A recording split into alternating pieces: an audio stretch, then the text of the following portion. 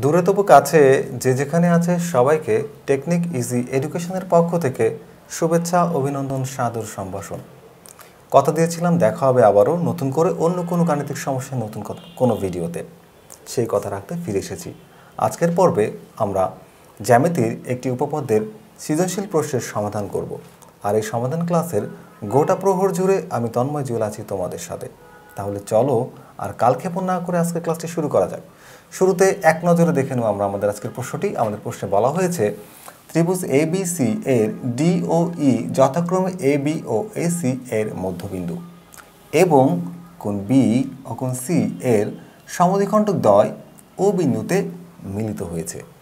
প্রশ্ন কতে বলা হয়েছে উদ্দীপকের তথ্যগুলো চিত্রের মাধ্যমে দেখাও। তাহলে আমাদের যে তথ্যগুলো দেওয়া ছিল বলা হয়েছে ত্রিভুজ এ বি সি। তা আমি প্রথমেই সেই ত্রিভুজটা অঙ্কন করব, ত্রিভুজ এ বি সি। মনে করো আমার এই সেই ত্রিভুজটা হচ্ছে এইটা, আমি নাম দিতে পারি এ বি সি। এখন কি বলেছে ডি এবং ই যথাক্রমে এ বি ও এসি বাহুর মধ্যবিন্দু। ধরো এ বি বাহুর মধ্যবিন্দু আমি এটা নাম দিতে পারি ডি। এ বি বাহুর মধ্যবিন্দু হলো ডি। আর এসি বাহুর মধ্যবিন্দু হচ্ছে ই। যথাক্রমে ডি এবং ই, তাহলে এসি বাহুর মধ্যবিন্দু হচ্ছে ই। তাহলে এটার নাম দিলাম ই। আরও কি বলেছে প্রশ্নে বলা হচ্ছে বি ও সি এর সমদ্বিখণ্ডক দ্বয়। আচ্ছা, কোণ বি এবং কোণকে আমি সমদ্বিখণ্ডিত করব। তো সমদ্বিখণ্ডিত করার সিস্টেম আমরা কাটা কম্পাসের মাধ্যমে কোণকে বিভাজিত করতে পারি বা সমদ্বিখণ্ডিত করতে পারি। ধরো এখানে আমি একটা বৃত্তচাপ আঁকলাম। এই বৃত্তচাপের এই যে বিন্দুটা আর এই যে বিন্দুটা, এই দুইটা বিন্দুর অর্ধেকের বেশি পরিমাণ ব্যাসার্ধ নিয়ে যদি আমি একটা এখানে বৃত্তচাপ আঁকি, এরকম একটা বৃত্তচাপ আঁকি, আবার এখানে কেন্দ্র করে আরেকটা বৃত্তচাপ আঁকি এবং এই বিন্দুটাকে আমি যোগ করে দিব। আচ্ছা, এবং এই কোণটাকে একই রকমভাবে আমি সমদ্বিখণ্ডিত করব। ধর একটা বৃত্তচাপ আঁকলাম, বৃত্তচাপের এই বিন্দুটা আর এই বিন্দুটা, এই দুই বিন্দুর অর্ধেকের বেশি ব্যাসার্ধ নিয়ে যদি এদিকে একটা আর এদিকে একটা বৃত্তচাপ আঁকি, তাহলে দেখো এই যে কোণকে আমি দুই ভাগ করলাম, আবার এদিকের এই কোণটাকে দুই ভাগ করলাম। করলে এই যে বিভক্তকরণ যে রশ্মিগুলা, অর্থাৎ দেখো কোণ বিকে যদি আমি দুই ভাগ করে দিই তাহলে যে সরলরেখা তৈরি হয় এবং কোণ সিকে ভাগ করলে যে সরলরেখা তৈরি হয় তা পরস্পর ও বিন্দুতে মিলিত হয়। দেখো প্রশ্নে যা বলা হয়েছিল সেখান থেকে কিন্তু আমি চিত্রটা অঙ্কন করেছি। দেখো প্রশ্নে বলেছিল কি ত্রিভুজ এবিসি, দেখো ত্রিভুজ এবিসি ই এবং ডি এবং ই যথাক্রমে এবি এবং এসি বাহুর মধ্যবিন্দু। কোণ বি এবং কোণ সি এর সমদ্বিখণ্ডক দ্বয় পরস্পর ও বিন্দুতে মিলিত হয়েছে। তাহলে যে চিত্রটি আমি অঙ্কন করেছি আমি চাইলে কিন্তু এখানে ছোট্ট করে একটু বর্ণনা দিয়ে দিতে পারি। মনে করি ত্রিভুজ এ বি সি এর এবি বাহুর মধ্যবিন্দু ডি এবং এসি বাহুর মধ্যবিন্দু ই। কোণ বি ও কোণ সি এর সমদ্বিখণ্ডক দ্বয় ও বিন্দুতে মিলিত হয়েছে। তাহলে উদ্দীপকের তথ্য থেকে আমরা চিত্র অঙ্কন করলাম, চিত্রের সংক্ষিপ্ত বিবরণ দিলাম। এবার চলো আমরা প্রশ্ন ক্ষয়ের সমাধান করি। আচ্ছা, আমরা প্রশ্ন ক্ষয়ের দিকে খেয়াল করি যে প্রমাণ করো যে ডিই সমান্তরাল বিসি এবং এখানে বলেছে ডিই সমান্তরাল বিসি এবং DE equals to half BC. আচ্ছা দেখো এই যে প্রশ্নটা নিশ্চয়ই তোমরা চেনো, প্রশ্নটা তোমাদের চেনার কথা। যারা নবম দশম শ্রেণীর শিক্ষার্থী তারা জানো যে এই প্রশ্নটা হলো তোমাদের পাঠ্য বইয়ের উপপাদ্য 15 এবং এইটা আমি এর পূর্ববর্তী একটা ক্লাসে এটাকে সমাধান করেছি। আর যেহেতু এটাকে সমাধান করেছি আমার কোনো একটা পর্বে তোমরা এটা দেখে নিতে পারো, সেখানে বিস্তারিত আমরা ভেঙে ভেঙে করেছি। যেহেতু ওটা আমরা অন্য একটি পর্বে করেছিলাম তাই এ পর্বে আমরা ওটা নিয়ে অত বেশি ডিটেলসে আলোচনা করব না। আমি জাস্ট এখানে উত্তরটা তুলে রেখেছি, তোমাদেরকে একটু হালকা করে বুঝিয়ে দেব। তাহলে দেখো প্রশ্ন বলেছে ডিই সমান্তরাল বিসি এবং ডিই সমান্তরাল ইকুয়ালস টু হাফ বিসি। আচ্ছা, তো উদ্দীপকের যে তথ্য ছিল, দেখো উদ্দীপকের তথ্য থেকে আমি চিত্র এঁকেছি ত্রিভুজ এবিসি এবং ডি ও ই এবি এবং এসি বাহুর মধ্যবিন্দু। আর প্রমাণ করতে হবে কি, আমাকে এটা প্রমাণ করতে হবে যে ডিই সমান্তরাল বিসি এবং DE equals to half BC. তো আমি একটু অঙ্কন করলাম, দেখো এই যে মধ্যবিন্দুগুলোকে যোগ করে দিলাম, ডিই যোগ করি এবং এফ পর্যন্ত বর্ধিত করি যেন ডিই সমান ইএফ হয়, তারপরে সিই যোগ করি। এটা আমি আমার অঙ্কনটা এভাবে সম্পন্ন করলাম। এখন দেখো এই ডিই কে এফ পর্যন্ত বর্ধিত করায় এবং সিএফ যোগ করার ফলে দুইটা ত্রিভুজ তৈরি হলো। দেখো এই একটা ত্রিভুজ আর এই একটা ত্রিভুজ। তো প্রমাণের প্রথম ধাপেই আমার কাজ হচ্ছে এই দুইটা ত্রিভুজকে সর্বসম প্রমাণ করা। তো দুইটা ত্রিভুজকে সর্বসম প্রমাণ করার জন্য আমার তিনটা উপাদান প্রয়োজন। দেখো আমি কিভাবে প্রমাণ করেছি যে ত্রিভুজ এ ডি ই এবং ত্রিভুজ সি ই এফ এই দুইটা ত্রিভুজের মধ্যে দেখো এই সমান ই সি লেখা যাবে। কেন লেখা যাবে? কারণ এই সমান ইসি হবে এই কারণে, কারণ ই হচ্ছে এসি বাহুর মধ্যবিন্দু। যদি ই এসি বাহুর মধ্যবিন্দু হয় তাহলে এর কাজ হচ্ছে এসিকে দুই ভাগে বিভক্ত করা এবং তার সমানভাবে। তাহলে বলা যায় যে A E equals to E C. দেখো A equals to E C. DE equals to E F. আমি এটা অঙ্কন সময় বলেছিলাম যে ডিই কে বর্ধিত করবো যেন ডিই সমান এফ হয়। তাহলে অঙ্কন অনুসারে এটা সমান। এখন দেখো দুইটা সরল রেখা, ধরো এখানে আমি দুইটা সরল রেখা, যদি একটা সরলরেখা অন্য একটি সরলরেখাকে ক্রস করে তাহলে বিপরীত দিকে যে কোণ উৎপন্ন হয় তা হচ্ছে বিপ্রতীপ কোণ। আর আমরা জানি বিপ্রতীপ কোণ পরস্পর সমান। এখন দেখো এখানে ডিএফ রেখা এবং এসি রেখা একে অপরকে ক্রস করার ফলে এইখানে এবং এখানে যে দুটি কোণ উৎপন্ন হয়েছে তা আসলে বিপ্রতীপ কোণ। তাহলে এই দুটি বিপ্রতীপ কোণ কিন্তু সমান হবে। তাহলে বলা যায় কোণ এ ই ডি কোণ এ ই ডি সমান কোণ সি ই এফ। এরা পরস্পর সমান কারণ হচ্ছে এরা বিপ্রতীপ কোণ। তাহলে ত্রিভুজদ্বয় সর্বসম। যেহেতু ত্রিভুজদ্বয় সর্বসম তাহলে এদের অনুরূপ কোণ এবং অনুরূপ বাহুগুলো পরস্পর সমান। তাহলে কিন্তু আমি বলতে পারি কোণ এ ডিই অর্থাৎ এই কোণটা সমান কোণ ইএফসি এই কোণটা। এরা কিন্তু পরস্পর সমান হবে। আচ্ছা, এই কোণ দুইটা না হয় সমান হলো, তারপরে দেখো আবার কি বলা হয়েছে, কোণ ডিএই সমান কোণ ইসিএফ অর্থাৎ এইখানকার কোণ আর এইখানকার কোণ। আচ্ছা, এই অংশটা বাদ, এটা আমি মুছে দিতে পারি। ওকে, এখন দেখো আমি একটু সমান্তরাল সরলরেখা নিয়ে তোমাদের সাথে কাজ করব। সমান্তরাল সরলরেখাটাকে একটু ভালো করে খেয়াল করো। এটা হচ্ছে এক জোড়া সমান্তরাল সরলরেখা। আচ্ছা, সমান্তরাল সরলরেখাকে যদি কোনো ছেদক ছেদ করে, একটা ছেদক ছেদ করলো, তো দেখো যে সমান্তরাল সরলরেখার অভ্যন্তরে এবং ছেদকের বিপরীত দিকে যে কোণ উৎপন্ন হয় তা হলো একান্তর কোণ। আর আমরা জানি যে একান্তর কোণ পরস্পর সমান। আবার এর বিপরীত ঘটনাও ঘটবে। ধরো একটা ছেদকের বিপরীত দিকের কোণগুলো পরস্পর সমান, তো আমরা একান্তর কোণগুলো পরস্পর সমান যদি হয় তাহলে এই দুইটি সরলরেখা সমান্তরাল হবে। যদি আমি এই রেখার নাম দিই এবি আর এটার নাম ধরো দিই সিডি, ধরো এই কোণটা হচ্ছে এক্স আর এই কোণটা ওয়াই। যদি এক্স এবং ওয়াই কোণ পরস্পর সমান হয় তাহলে এবি আর সিডি সমান্তরাল সরলরেখা হবে।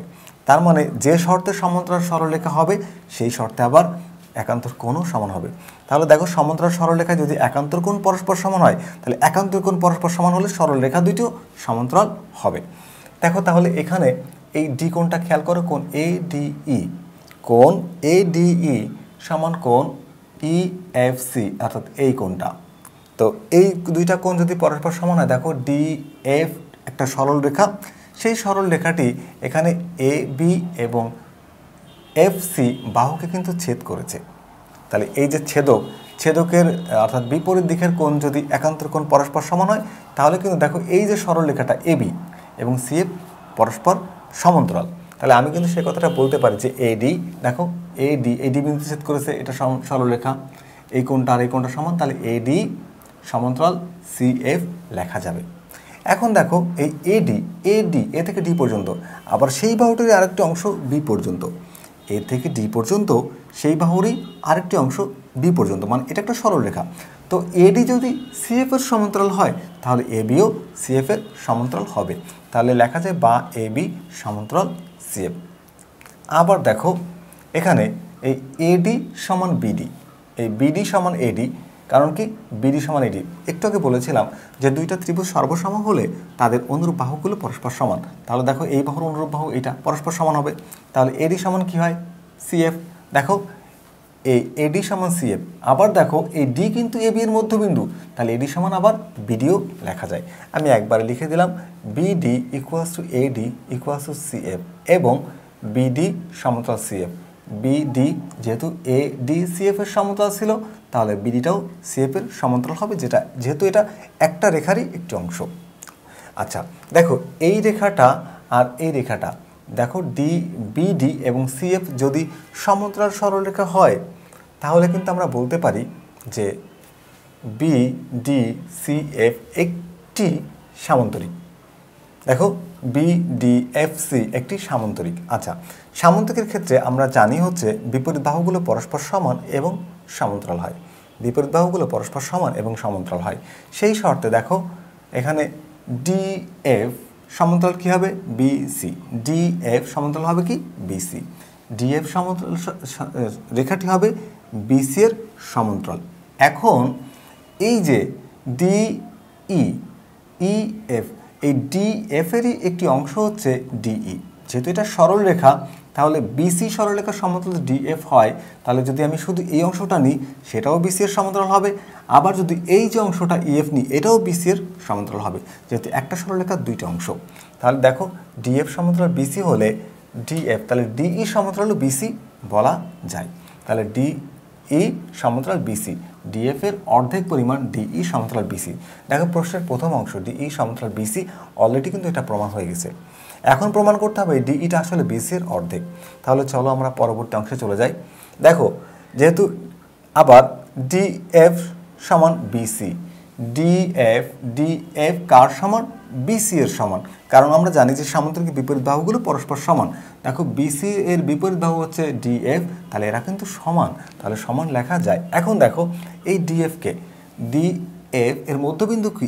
ই। আমি চাইলে কিন্তু এই ডিএফকে ভেঙে লিখতে পারি, ভেঙে দুই ভাগে ভাগ করতে পারি, ডিই আর ইএফ। দেখো এই ডিএফকে ভেঙে ডিই প্লাস ইএফ দিয়ে লেখা যায় সমান সমান বিসি। এখন দেখো ডিই প্লাস এই ইএফ এর পরিবর্তে আমি চাইলে কিন্তু ডিই বসাতে পারি। ইএফ এর পরিবর্তে কি বসাতে পারি? ডিই। কারণ এই যে ইএফ আর ডিই যেহেতু সমান, কারণ কি এই দেখো অঙ্কন সময় বলেছিলাম যে বর্ধিত করব এই যে ডিই সমান্তরাল ইএফ, তাহলে আমি কি করতে পারি? এই ইএফ এর পরিবর্তে এই ডিইটাকে বসাতে পারি। দেখো এই যে ইএফ ইকুয়ালস টু ডিই, তাহলে ইএফকে তুলে দিয়ে আমি লিখতে পারি ডিই। এখন দেখো ডিই আর ডিই যদি তুমি যোগ করো তাহলে পাবা কি? দুইটা ডিই, 2 ডিই। এখন এই 2 ডিই এর সাথে গুণ সম্পর্কে আছে, যদি তুমি একে পক্ষান্তর করো তাহলে ভাগ হয়ে যাবে। দেখো এই যে 2 এ পাশে এসে ভাগ হয়ে গেল, বিসি নিচে ভাগ করলে বিসি এর অর্ধেক হয়ে যাবে। তাহলে DE equals to half BC.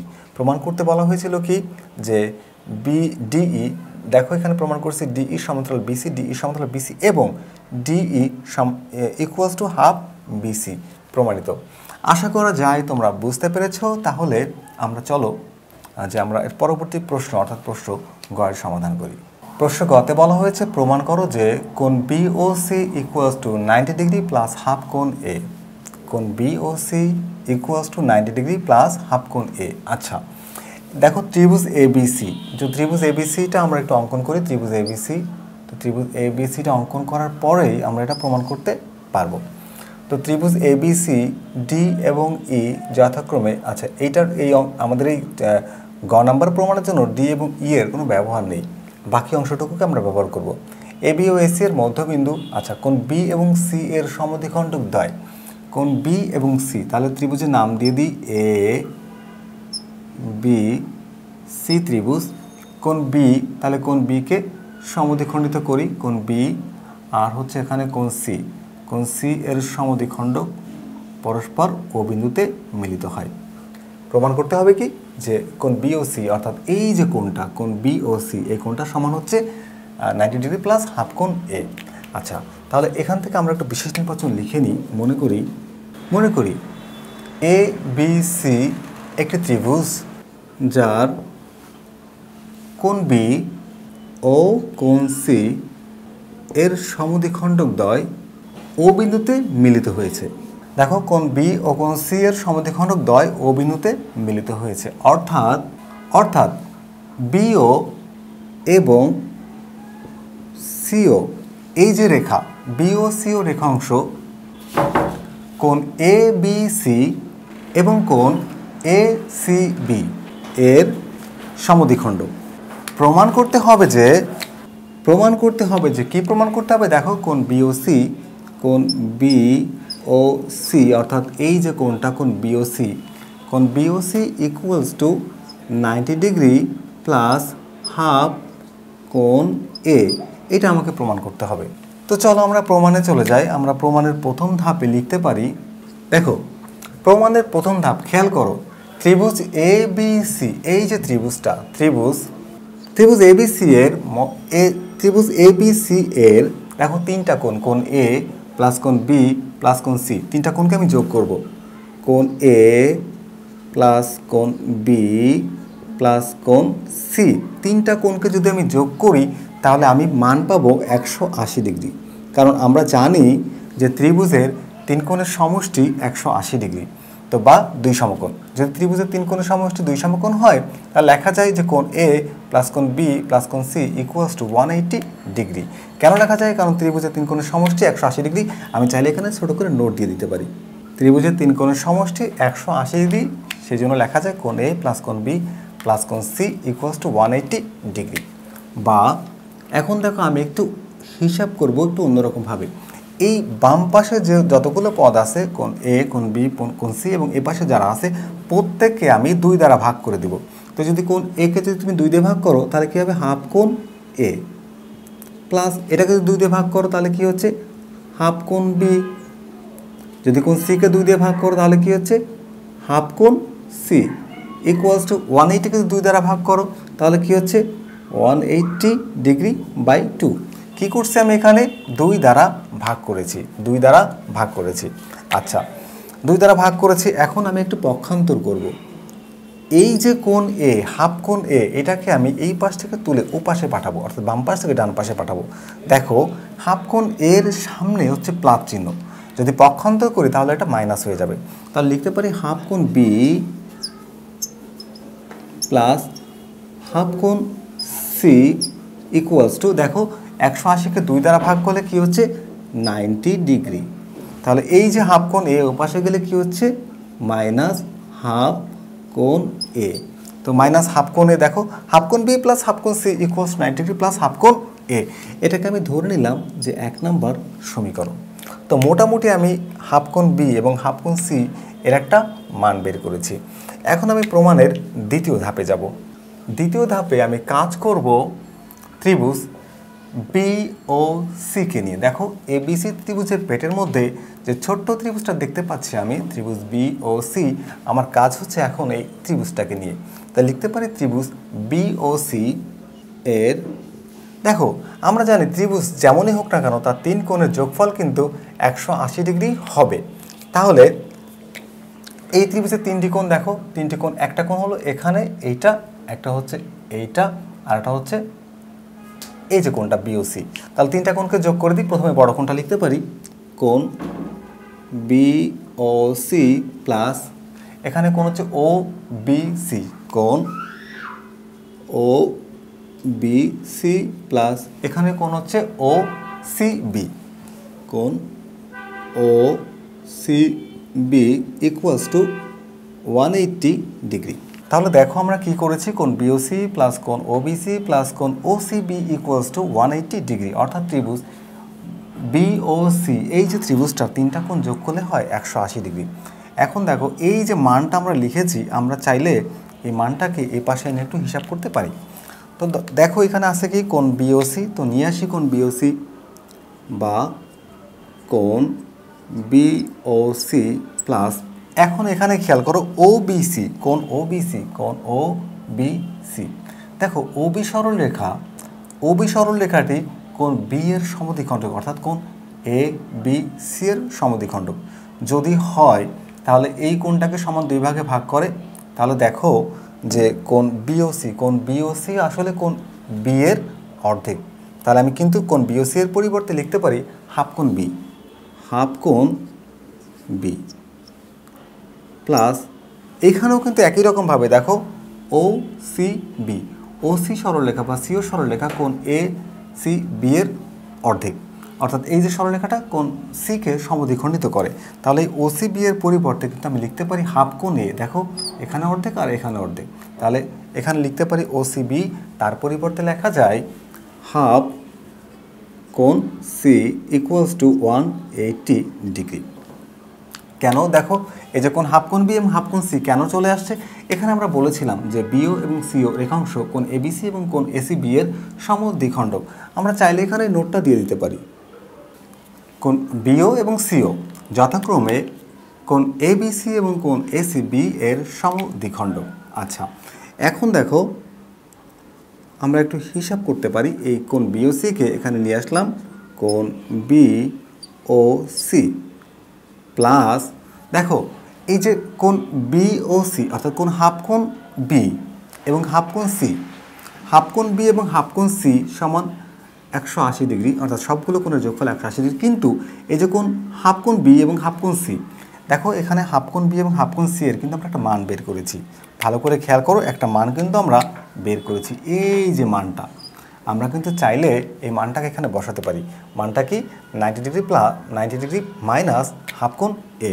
তাহলে এখানে লিখতে পারি 90 ডিগ্রি মাইনাস হাফ কোণ এ, 90 ডিগ্রি মাইনাস হাফ কোণ এ ইকুয়ালস টু 180 ডিগ্রি।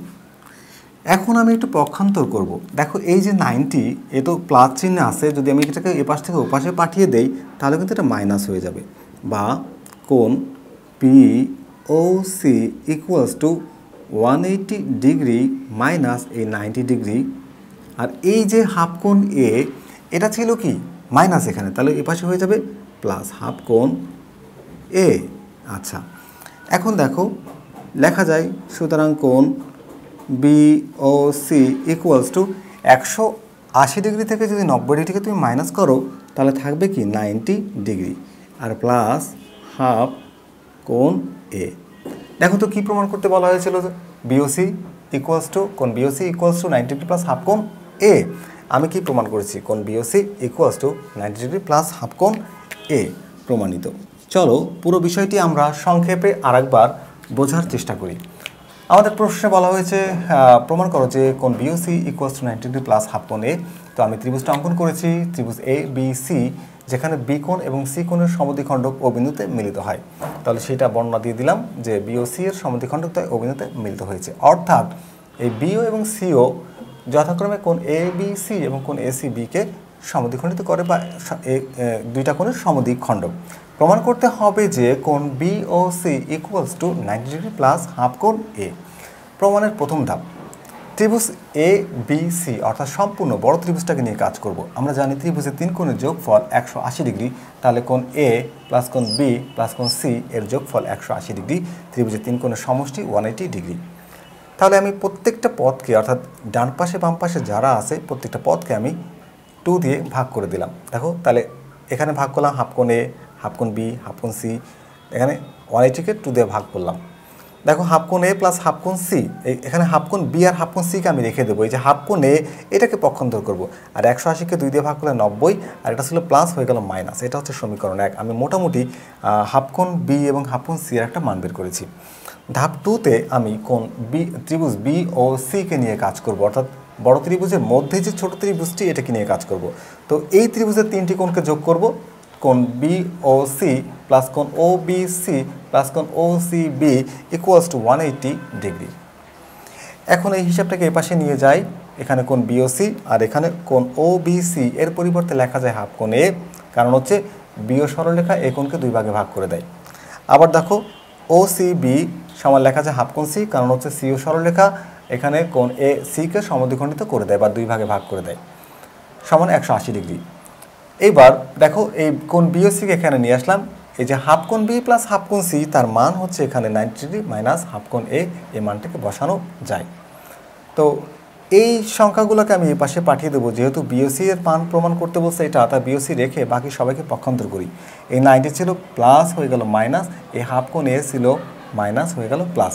তাহলে 180 থেকে 90 বিয়োগ করলে থাকে 90 বা 90 প্লাস হাফ কোণ এ। তাহলে কি প্রমাণ হলো, বিওসি কোণ BOC equals 90 degree plus half কোণ এ। আশা করি আজকের ক্লাসটি তোমাদের ভালো লেগেছে। তাহলে পরবর্তী ক্লাস দেখার আমন্ত্রণ জানিয়ে আজকের ক্লাসটি এখানে শেষ করছি। দেখা হবে আবারও নতুন করে অন্য কোনো গাণিতিক সমস্যা নিয়ে নতুন কোনো ভিডিওতে। সেই পর্যন্ত সবাই ভালো থেকো, সুস্থ থেকো, নিরাপদে থেকো, এই প্রত্যাশায় আজকের মতো বিদায়। আল্লাহ হাফেজ।